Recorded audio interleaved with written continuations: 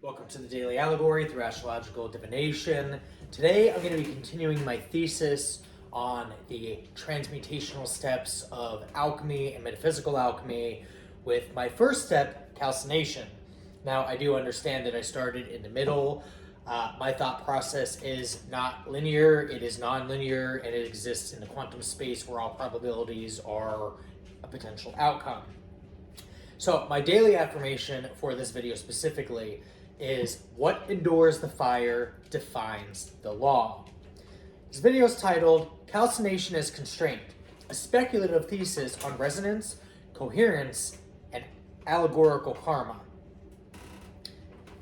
Now, this thesis presents a speculative and metaphorical framework that interrupts the alchemical stage of calcination through the lens of modern physics concepts, particularly resonating valence bonds theory, impedance, angular displacement, and wave functions, while using astrology as a symbolic indexing system rather than a causal mechanism, if you will. Now, the work does not claim empirical proof of supernatural effects. Instead, it explores how structured metaphors drawn from physics can describe processes of psychological refinement, ethical consequence being karma, and coherence under constraint. Saturn here is treated as an allegory for boundary conditions in reality, while angular geometry and resistance model the refinement of a system under pressure. Now, just like the phoenix, when it dies, it turns to ashes and it is reborn into a better, stronger variation of itself. It is a constant cycle of life and death, palingenesis, if you will, that I referenced in another video, which I use Kali Ma as a reference for goddess thereof. But in this specific aspect of it, I have a problem that I created for this, which is right here, where you'll see S equals R, and that is a symbol referencing degrees. So this is Saturn equals reality multiplied by the phi of the degree, which is 42 that I used as a reference in a metric. Now, the first part of this video is calcination as physical and psychological constraint. In classical alchemy, calcination represents the burning away of excess. What cannot endure heat is reduced to ash, again, like the phoenix. It is in death, so it cannot continue, and endure, so it must be reborn from the ashes. In physics, an analogous process occurs when systems are forced into high constraint environments, where noise is stripped away and only stable configurations remain. That which does not benefit us sheds and only leaves what is for our highest good. I interpret calcination as the imposition of boundary conditions of a system, thermal, electrical, geometric, and ethical. Astrologically, Saturn in Pisces, again referencing today's aspects as I do in all my videos, I use the daily aspects for these. This is supported by the North Node Saturn-Neptune stellium, symbolizing this paradox of dissolution through Pisces, constrained by law, which is Saturn. Now, in physics terms, this mirrors a system where disorder is allowed but bounded, enabling coherence to emerge rather than collapse. Now, in the second part here, Saturn equals R, which is reality as a radius. This is our circle. I define a symbolic equation, Saturn equals R. Here, R represents the radius of permissible motion in a system, how far a state can deviate before corrective forces dominate. This would be divine intervention for those of you that are on a spiritual path, or chances of luck for those on the scientific fact. I stand here as a bridge on this crossroad. This is not a literal planetary force, but an allegorical boundary conditioning. Saturn's role is equivalent to a constraint parameter in physics, the limit with which motions remain stable. I multiply this radius by 42 degrees, chosen not as a mysticism, but as a fixed angular metric for what I call octangular resonance. I draw off of the muse of the bumblebee that uses the octagon as their structural integrity for their beehive. It's one of the most solid shapes in my opinion. Definitely supersedes that strength of a triangle. Eight-sided symmetry. reflecting balance between rigidity and flexibility. Now, octagonal symmetry appears in crystallography, architecture, and control systems where transitions must remain smooth but decisive.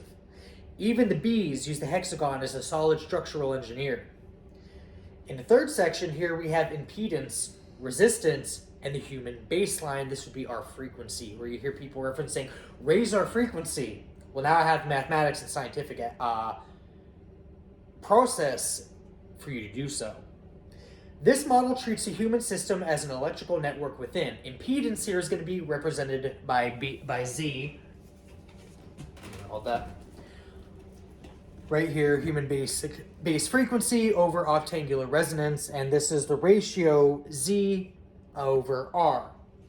Now, Z is going to represent our impedance, 10,000 ohms, symbolic of psychological and neurological resistance to a change. And then R is going to be our resistance, which is 120 ohms, stabilizing denominator.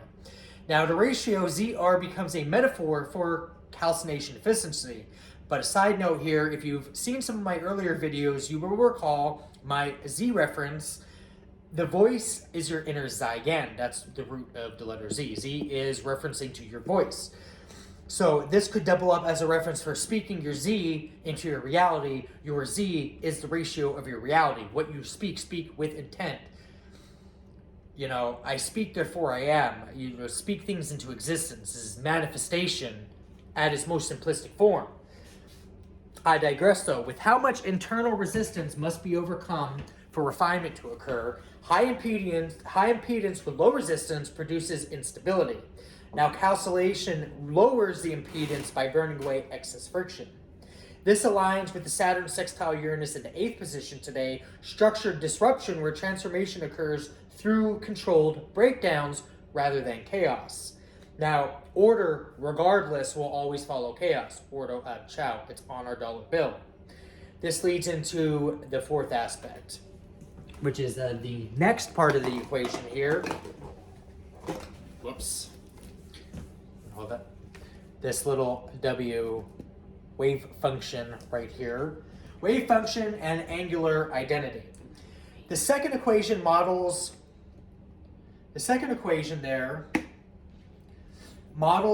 an individual's wave function as an angular distribution tied symbolically to one's sun sign. So this application is going to be individualized uniquely to your specific sun sign and the degrees that it's currently sitting in that day. Every single day it's going to change.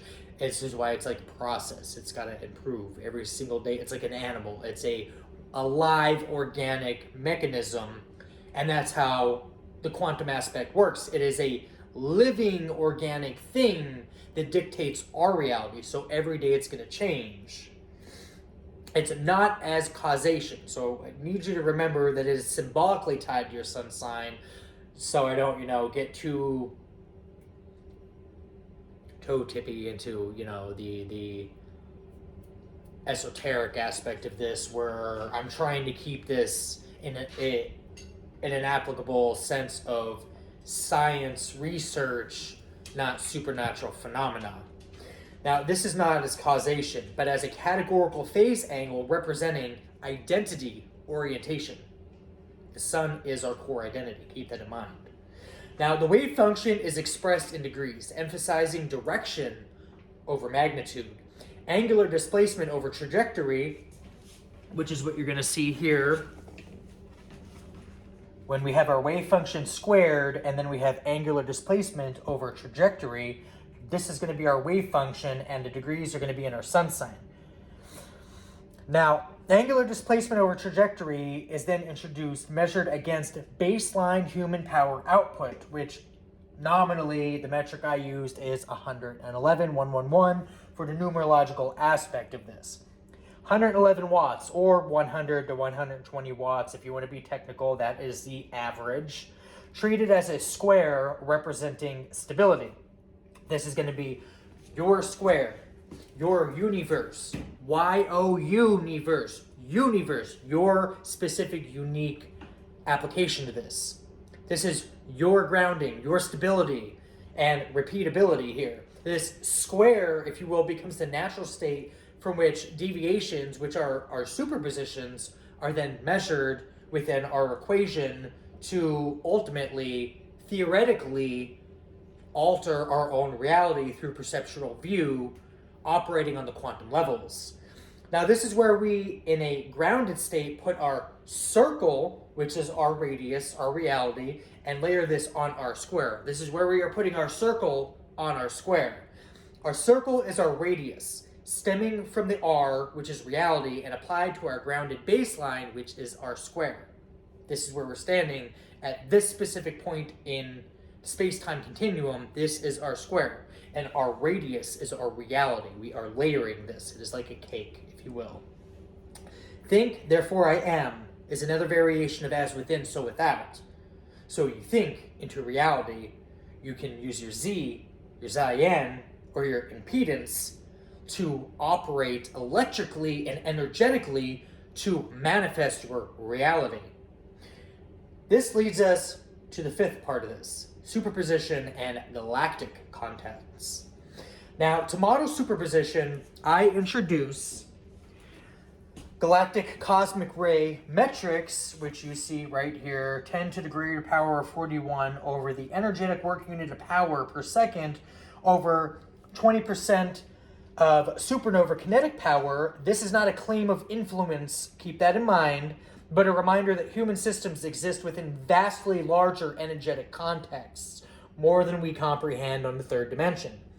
Now, in physics, background radiation sets boundary noise here. It symbolizes existential pressure. Now, the superposition right here emerges as a psychological state of multiple potential outcomes constrained by Saturnian boundaries and collapsed through our choices, mirroring karma as the inevitable resolution of accumulated action. Now, when the lion goes out to hunt, it has the choice. Is it going to run after its target, or is it going to stop and prey? These are choices that are naturally existing. Even in the animal kingdom, humans have the same choice when they go out and make bad decisions or good decisions, or they make the choice to go to Dunkin' or make the coffee at home. You want to save money, you want to spend money, you want to do this, you want to do that. You want to go after that person that you want, or do you want to just stay silent and exist solely alone in your own personal energy? These are choices that you have that later on have applicable consequences due to your choices earlier. These are just examples that I'm using here. This leads to the sixth part of this now. Resonating valence bond physics as an ethical metaphor.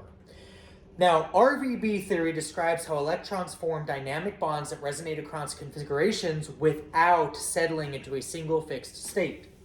Allegorically, this models moral and psychological states. Choices resonate across time until constraint, which is calcination, forces resolution. Saturn conjunct Neptune in the ninth, another placement for today, captures this perfectly. Idealism meeting law. While Saturn trine Lilith in the 12th allows suppressed truths to surface under pressure. It's kind of like interrogation tactics that, say, a federal agent might use, applying pressure to get the truth. They're going to apply pressure till somebody breaks and either confesses to a crime that they may or may not have committed, or they apply pressure using psychological tactics to allow the truth to organically emerge itself. This leads us to number 7, karma as conversation law. In this framework, karma is not punishment, but conservation. Energy introduced to the system, action, intent, harm, cannot disappear. But where does it go? Calcination ensures that what is incoherent is reduced, what is stable remains, and what is unresolved must eventually collapse into a single outcome. Not his, not hers, not mine, not yours, not theirs, not whatever. But absolute truth is the only outcome that this equates to, because math has a perfect way of only allowing one narrow path, ultimately, when it's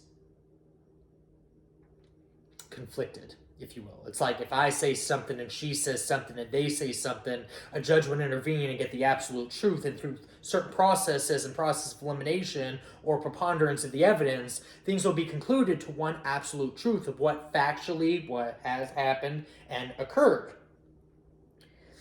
Now, the Sagittarius stellium, Sun, Venus, Mercury, is going to drive the search for meaning and truth, while Pisces dissolves illusion. Saturn ensures the accounting is exact, and books on a cosmic aspect always must be 0. 0 equals 2, 2 equals unity. Male, female, blue, red. This is duality. So duality must always have a balance of 0, which 0 equals 2 in a perfect equation. Now, the conclusion here is the thesis does not assert new physics. Essentially, what I was doing was proposing a discipline metaphor linking alchemy, modern theory, and ethical consequence. Calcination becomes a stage where systems, human and or otherwise, if you're dealing with animals or aliens, are refined under constraint. Saturn defines the radius of reality. Impedance measures resistance to the truth. Angular displacement models identity under motion. And superposition captures the uncertainty of choice before consequence. In this view, karma is simply the universe's bookkeeping. Every configuration must eventually balance. And calcination is the fire that ensures that it does. That's all that I have for that part of it. I'm going to end this with the invocation of calcination and coherent constraint. I stand at the threshold of refinement, where excess is reduced and essence remains. Let the fire of calcination rise, not to destroy, but to clarify what endures under law. By Saturn, the radius of reality, keeper of limits, architect of consequence, set the boundary wherein coherence may form, and chaos may be transmuted into order. By the octangular measure, 42 degrees of balance in return, let symmetry govern motion, and structure hold the wave without collapse. By resonating bonds unseen yet precise, let connection persist through transformation, let meaning remain flexible but true, and let instability find its resolution. By impedance refined and resistance aligned, let friction burn away illusion, let the signal strengthen as noise dissolves, and let the living system find equilibrium. By the square of the needle's natural state, the steady wattage of breath and being, anchor, motion to presence, and power to restraint. By angular displacement and cosmic context, let awareness expand without fragmentation. Let superposition resolve through choice. And let trajectory honor consequence. As the Sagittarian fire seeks truth, and the Piscean tide dissolves false certainty, may Saturn's hand ensure the accounting is exact. Let karma be understood as conservation, not punishment, but balance restored. What is incoherent shall be reduced, what is true shall remain. So the system refines, so the signal coheres, so the work is now sealed. With my divine authority, I declare this law be law that underlines law, and so it is. Hopefully you found this entertaining or educational at a minimum. I'll see you in the next one.